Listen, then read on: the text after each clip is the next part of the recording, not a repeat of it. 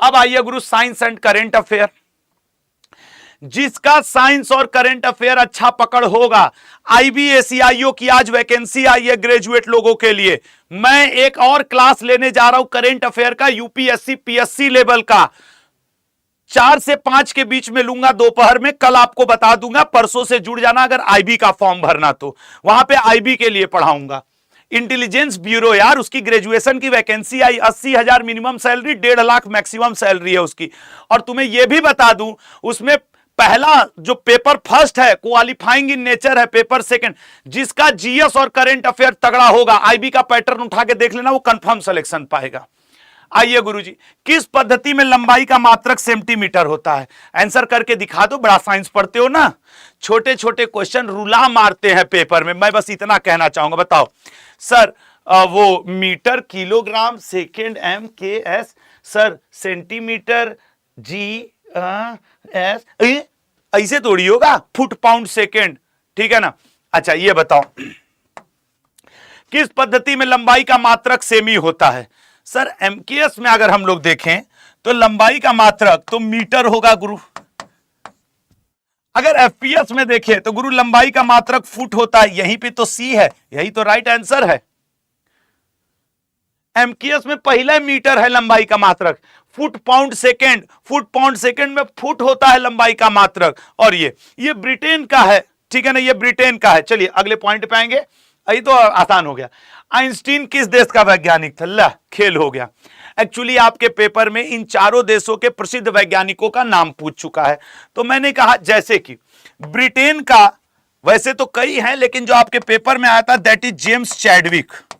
इसको ऐसे पूछा था कि जेम्स चैडविक किस देश के वैज्ञानिक हैं? सर ब्रिटेन के। इन्होंने किसकी खोज की थी लल्ला? न्यूट्रॉन की। न्यूट्रॉन की खोज की थी जेम्स चैडविक ने। इटली का, तुम लोग को याद है परमाणु भट्टी की खोज किसने की थी? कहोगे गुरु परमाणु भट्टी मतलब न्यूक्लियर रिएक्टर, मतलब गुरु एनरिको फर्मी, मतलब गुरु इटली। हां, इटली का एनरिको फर्मी, इसने किसकी खोज की थी सर? न्यूक्लियर रिएक्टर या फिर परमाणु भट्टी की, परमाणु भट्टी की। अच्छा सर, फ्रांस का कौन सा फेमस है? हेनरी बैकुलर, जिसने रेडियो एक्टिविटी की खोज की थी। तो इसी का नाम पूछता भी है कि हेनरी बैकुलर। प्रसिद्ध देश और उनके वैज्ञानिकों का नाम जरूर याद रखना लल्ला, क्योंकि वो आपसे पूछता है रेडियो एक्टिविटा। सर राइट आंसर क्या बनेगा? जर्मनी। राइट आंसर क्या बनेगा? जर्मनी। अगले क्वेश्चन पे आ जाओ लल्ला, ए ऑप्शन। गन मेटल बना होता है, मैं आपको लिख के दे दूं, कसम से कह रहा हूं, शायद 5वां कोई मेटल नहीं पूछता है आपसे। एक पूछेगा ब्रोंज किससे बना होता है? गुरु ब्रोंज। ब्रोंज मतलब गुरु कांसा। एक को तो देखो ये पूछ देगा ब्रोंज। 88-12 के रेशियो में 88% इसको ले लो, 12% टीन को ले लो, तो आपका कांसा बन जाएगा या फिर ब्रोंज बन जाएगा। ठीक है गुरु, ब्रोंज बन जाएगा। अच्छा गुरु, अगले पे आ जाओ। पीबी प्लस एसएन, तुम पीबी और एसएन को मिला दोगे ना तो टाका बन जाएगा, जिसको आप कहते हो सोल्डर। नहीं मोबाइल का सोल्डिंग करवाते हैं या टाका करवाते हैं, टाका सोल्डर बन जाएगा। ठीक है ना।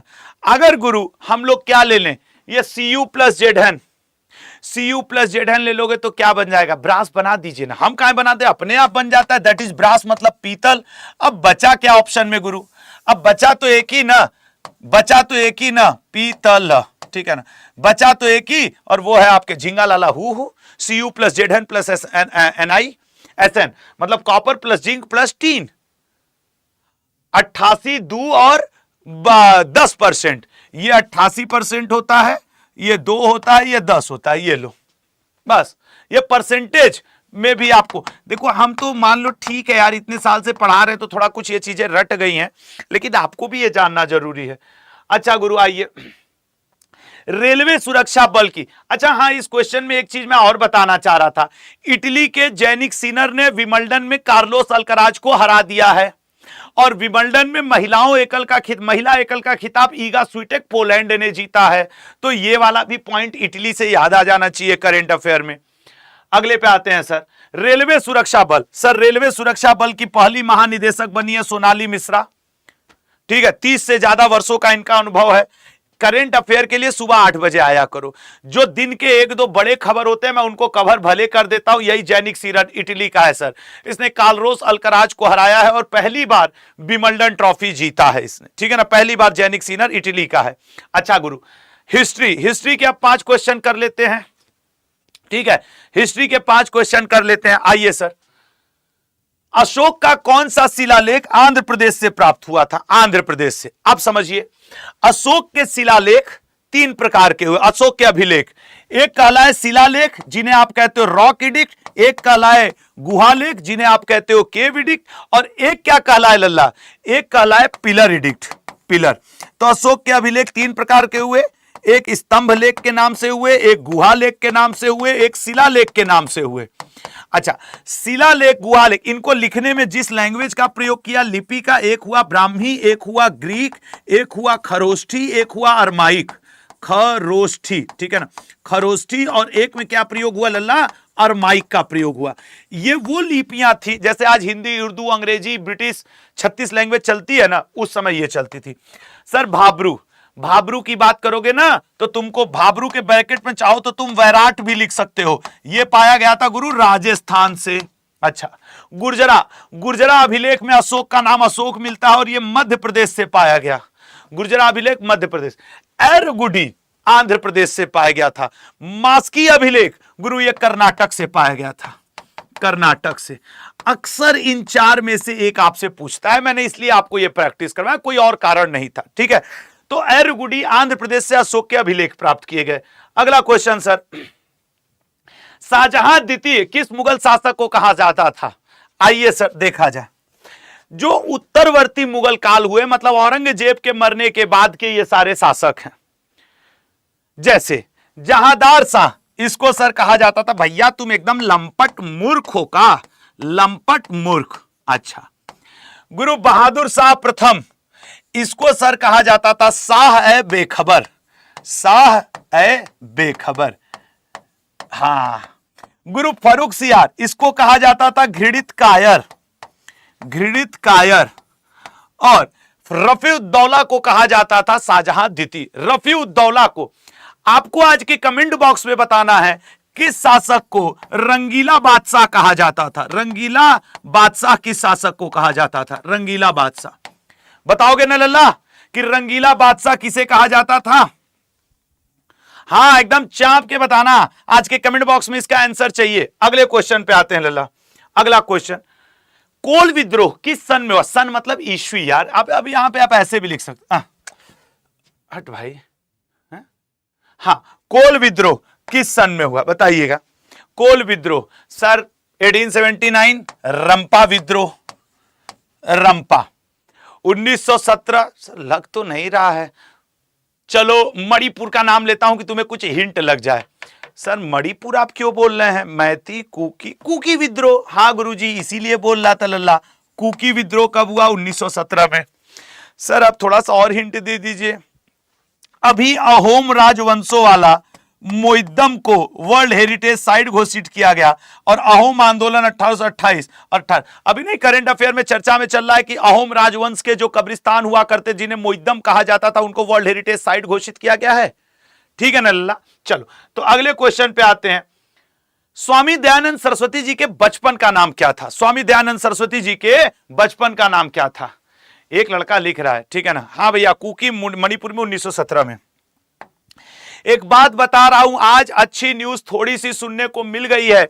एक ही 2 दिन में आपकी वैकेंसी डिस्क्लोज होने वाली है और मेरी मान लो हजारों में आ रही है। कल हम लोग आवाज उठाए, आज 4 जगह फोन घुमाए, थोड़ा थोड़ा पता करने की कोशिश किए तो यही पता चला कि काहे घबरा रहे हो और बच्चों को घबरवा रहे हो।